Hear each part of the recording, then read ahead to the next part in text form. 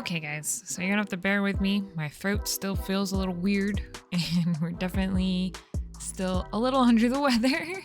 But I decided to purchase the Phandelver and Below Foundry module so that you don't have to. We're going to talk about is it worth it, which is probably, we're gonna go over all the things that they kind of toot their horn about.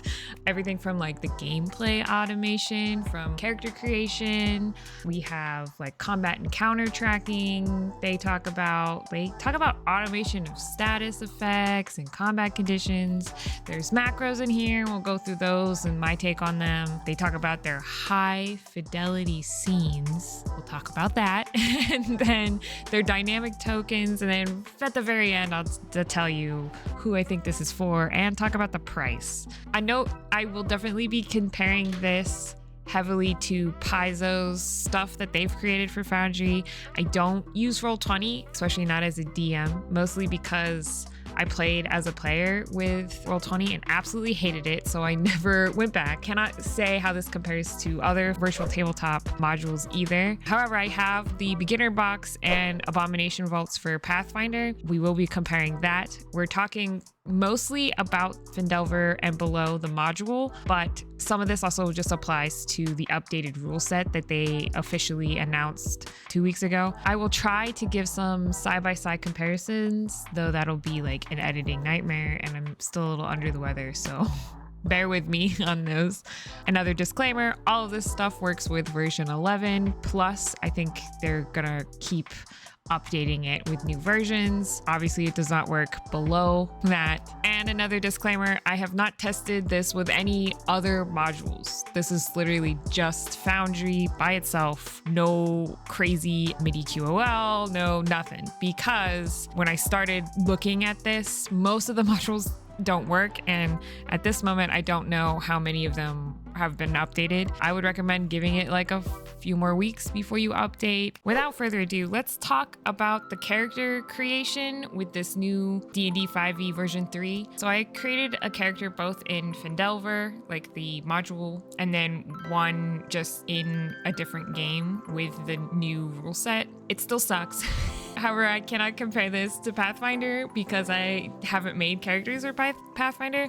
We just played with the pre-generated characters in the beginner box, and then I transferred those over to Abomination Vaults. So can't compare to that. I still feel like I would use probably D&D Beyond and import them until they take away that capability.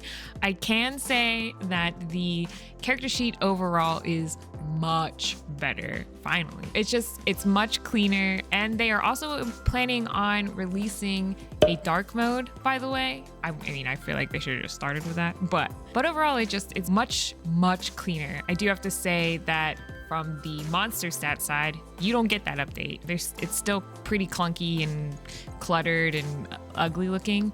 I'm not sure if they plan on actually updating monster stats too. They are still working on this, and they have a list of things that they're going to be working on, and that wasn't under there based on the Pathfinder one, which also has beautiful stat blocks for your monsters.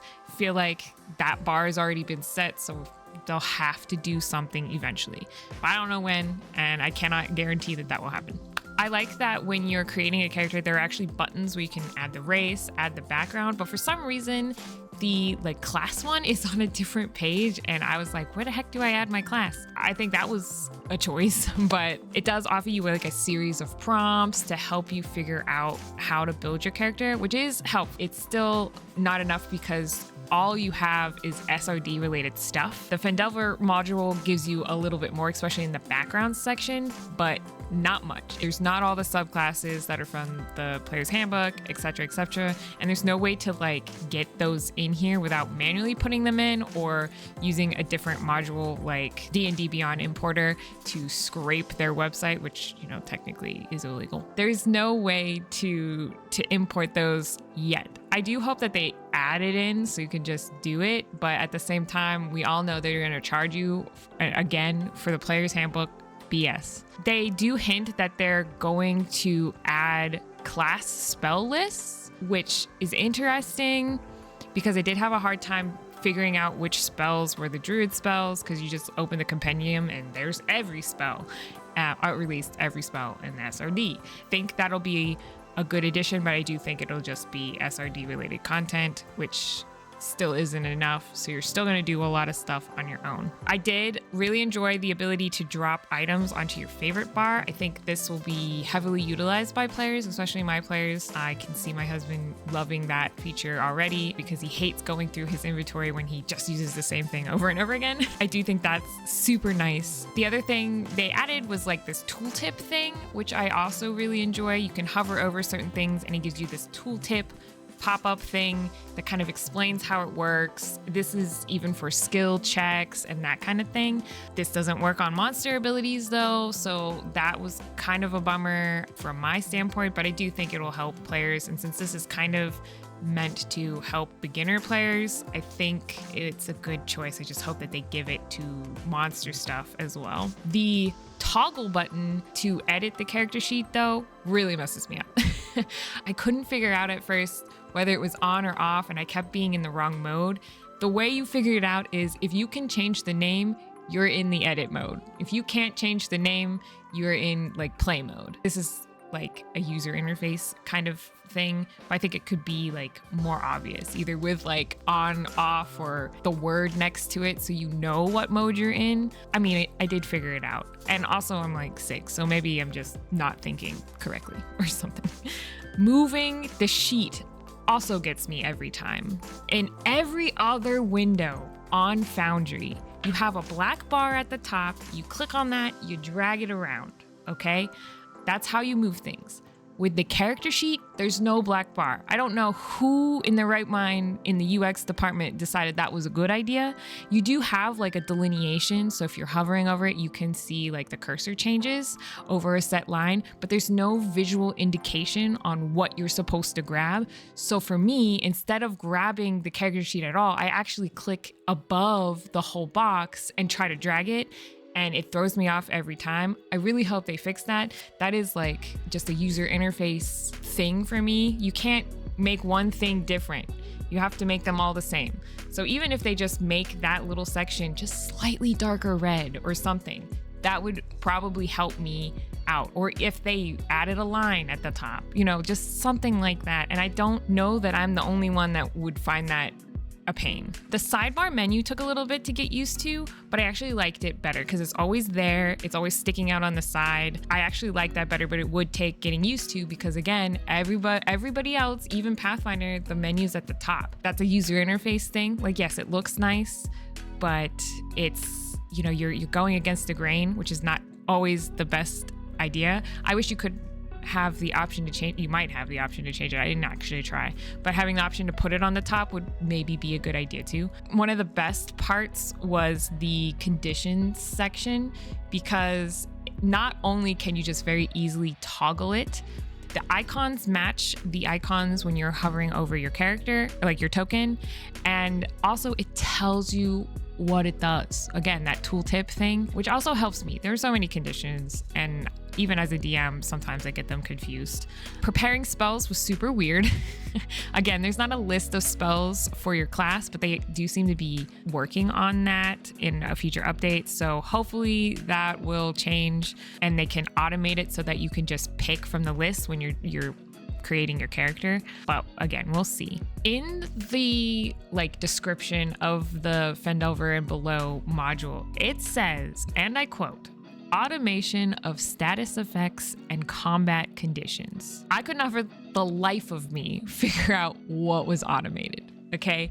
It wasn't spells, it wasn't timing on conditions, at least not while I was doing it. So if someone else could tell me what the heck is automated, please let me know, because as far as I'm concerned, nothing is automated, which is fine. I think that's a very valid way to play. There are some people who hate MIDI QOL, which I understand, because you're not really learning the rules if you're using a calculator or like a machine to figure that out for you. Like, you never learn what you add to your dice roll and that kind of stuff. And I see the benefits of both, but it says it's supposed to be automated and I didn't see any automation. So someone else tell me what I'm missing. Next, let's talk about the macros. The macros are interesting. Nothing really wowed me, but that's partially because I've played the beginner box and there are macros in that too. I didn't really find too many that were like super cool. I've definitely liked the ones where you move the map, and the one where you have the Forge of Spells. Like that was pretty cool because it popped up a little box. You could put the item in there and all of that. But I don't know if my players could see it if I was doing it.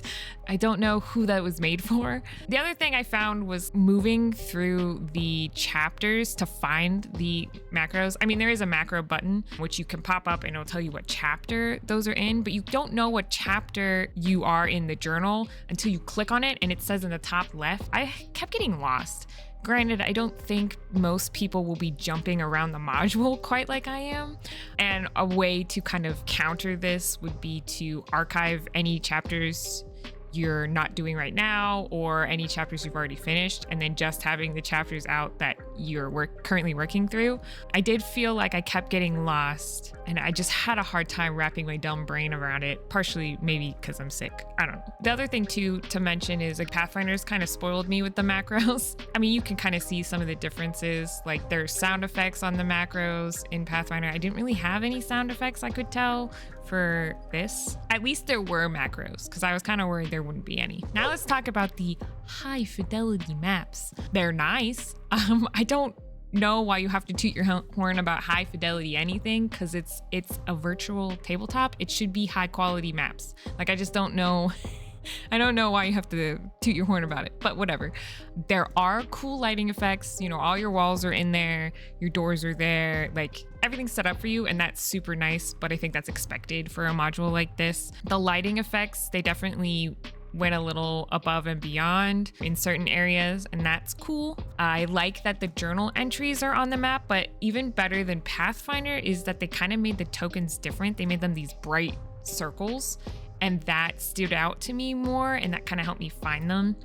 And I think that's better than having those little tiny books on the map and then having to have the journals like toggled on and that kind of stuff. So I would say that that is something they did better. I really don't have any other thing about the maps to say other than I really liked that it's consistent. I'm one of those people who likes to have all my maps have the same look and feel. That's why I use just Dungeon Draft for all my maps, and I only get maps from people who use Dungeon Draft because they have the same assets and they all look and feel like the same world then. But again, that should be a given with a module like this. And there is one thing or two things actually I want to mention that I thought were kind of weird.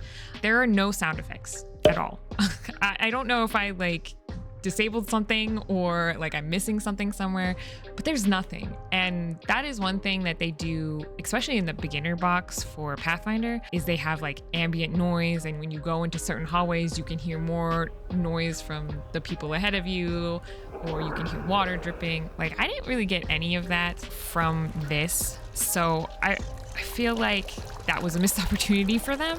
And that's also something I actually like about Foundry, is that you can add that ambiance to it without being like too intrusive or having to manually go in and like start a playlist. Like you can just automatically have it going. The other thing that I noticed was the containers aren't on the map. In the Pathfinder ones, you have the containers with the loot on the map, and literally when they defeat the guy, you can reveal it and then they can loot those crates or whatever, the body, whatever. I couldn't figure out how to do that on here, and none of the containers are actually on the map. I'm sure it's pretty easy to do yourself, but it's weird that they say, oh, your items are in containers and stuff, but then they don't actually put them on the map. Like that was just weird to me. I'm not sure like how that's supposed to be a good thing. Let's talk about the dynamic tokens. I struggled with this one. I was like, what the heck is dynamic about these tokens? They're static images, they're not doing anything. It's the rings. This is a Foundry thing, not a D&D thing. D&D is just trying to show it off for Foundry, which is great. And if they're already set up for you, perfect. I don't see any issue with them. I don't think I would spend the time to set these up. Like, to me, it's a waste of effort.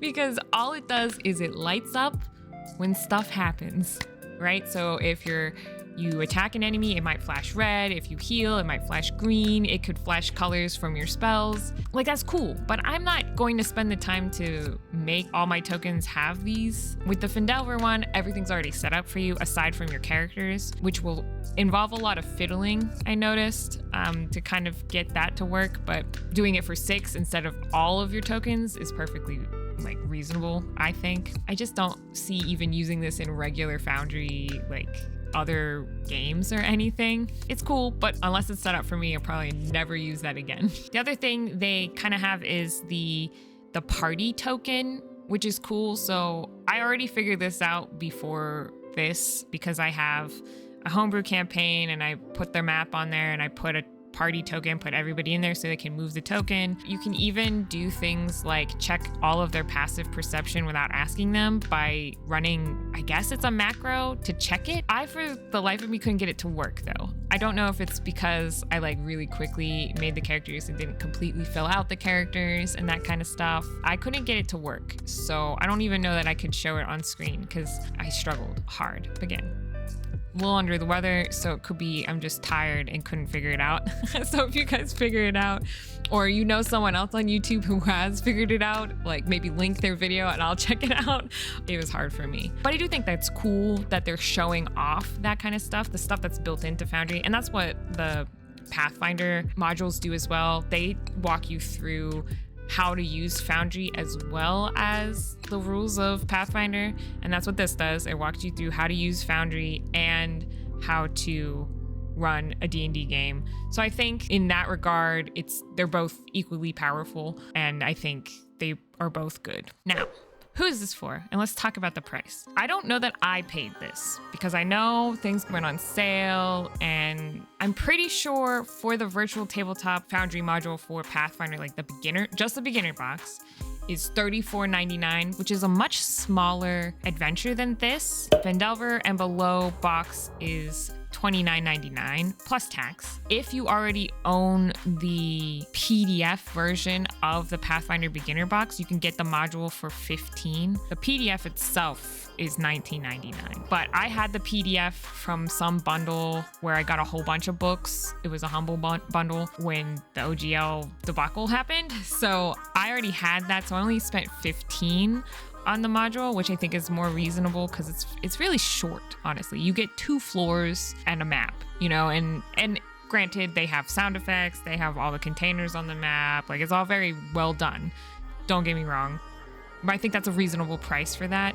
For this one, $29.99, it's probably pretty good, but it kind of depends on the DM. Okay, so if you're a new DM, both to Foundry and DMing or one or the other, this is probably pretty good for you. And I mean, it's the entire adventure itself is really good. It's a starter adventure. I was reading through it and I played the Lost Mines of Phandelver, but I didn't play anything beyond that, and I do like it. But if you're an oldie like me, it is $29.99. So it's $30 for something that you probably don't need. If you know anything about Foundry, you can recreate most of this stuff and probably do a better job. Also, if you already have a PDF version or you have the books somewhere else, I mean, it's nice to have everything set up for you, and you definitely, I'm okay with paying someone to set that crap up for me.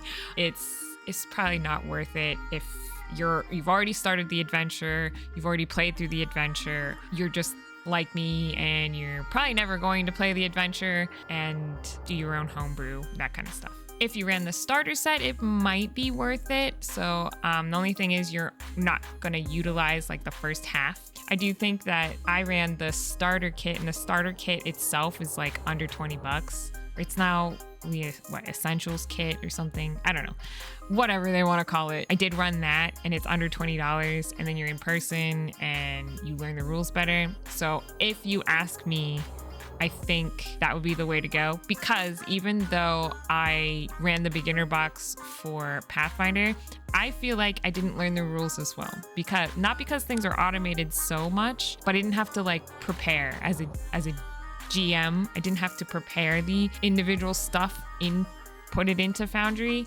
or, you know, prepare to sit down at the table and run the game. For me personally, I don't feel like I know the rules for Pathfinder very well, which again comes through time, just like DMing does. Honestly, it's probably not worth it. I hope this has helped you get like a little behind the scenes view of it, maybe help you decide if it's worth it for you. I do hope they do what they did for Roll20 and add more modules in here. I'd love to see like a Curse of Strahd one already put in here. I'm honestly just surprised that they did anything at all since they announced that VTT a year ago. I mean, obviously it's good business for them because they expand their reach and people are already in Foundry, and there are going to be plenty of people like me who are a little bit stubborn and don't want to leave something they've put so much time and effort into. And also the Foundry community is just a very nice community anyway.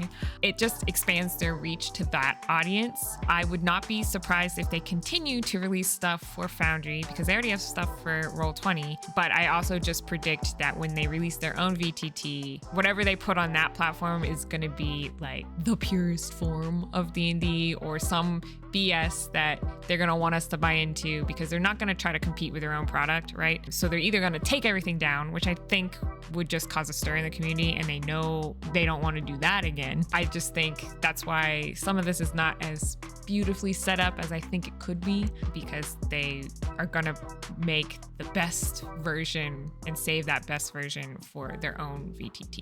Get off my soapbox. What do you guys think? Are you guys going to buy this? Or is that because you're running the module already or you have plans on it? Are you going to buy it for a friend? I know some of you don't use Foundry, so I would assume you're not going to buy it because why would you give them money? So let me know in the comments. Would you buy this? And I will see you for sure next week. If you want more Foundry stuff, I just released one, I think last week. I don't know. Time is weird when you're sick. So either one of these two videos would probably strike your fancy, maybe. And hopefully I get better and stop being sick. That's the one thing about being a mom and DM. Like, you know, your players screw things up, but babies kind of undermine all your plans, especially when they bring home a cold.